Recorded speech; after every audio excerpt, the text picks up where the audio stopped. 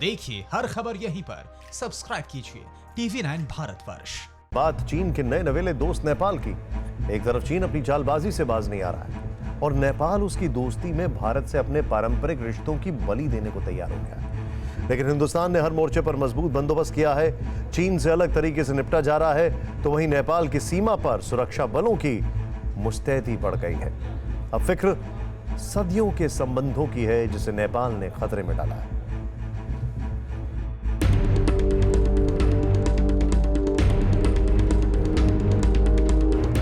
चीन की दोस्ती के भरोसे नेपाल ने हिंदुस्तान को आंख दिखाने की कोशिश की है।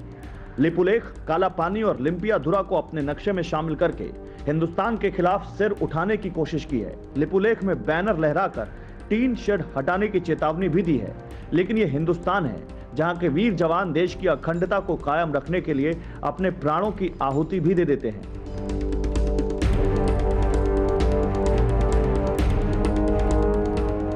भारत नेपाल सीमा पर मुस्तैदी बढ़ गई है।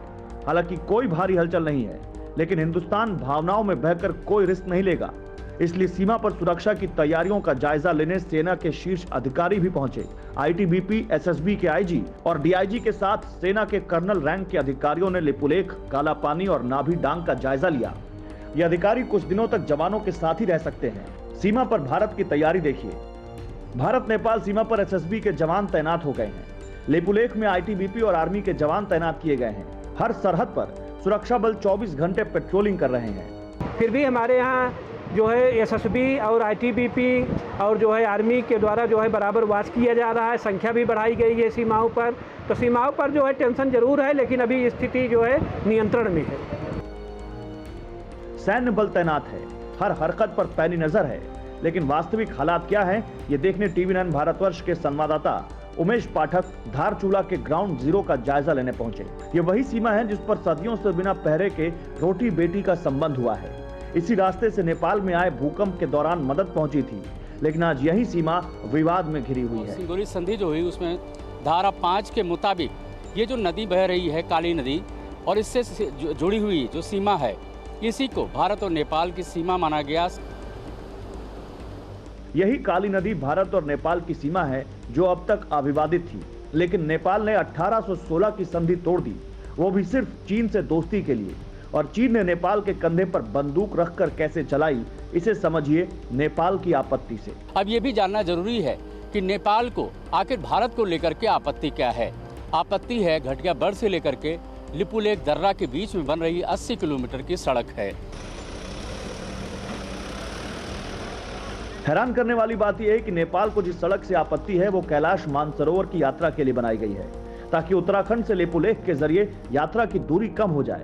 इससे नेपाल को भी फायदा हुआ, लेकिन चीन के बहकावे में नेपाल ने इस सड़क पर आपत्ति जताई। रक्षा मंत्री राजनाथ सिंह के उद्घाटन के दूसरे ही दिन चीन ने लिपुलेख, काला पानी और लिम्पियाधुरा पर अपना अधिकार बता दिया।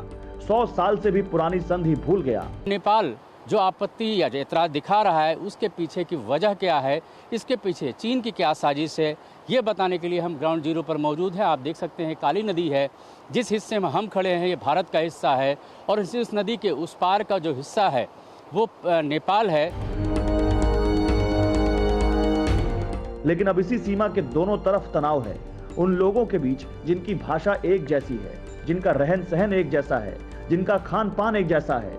और इस तनाव का कारण है नेपाल की ओली सरकार का विवादित नक्शा, जिसकी वजह से इतिहास में पहली बार इस सीमा पर सैन्य गतिविधि बढ़ी है।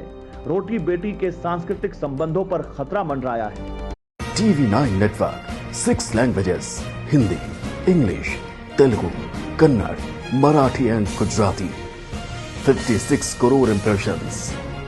India's number 1 news network TV9 network.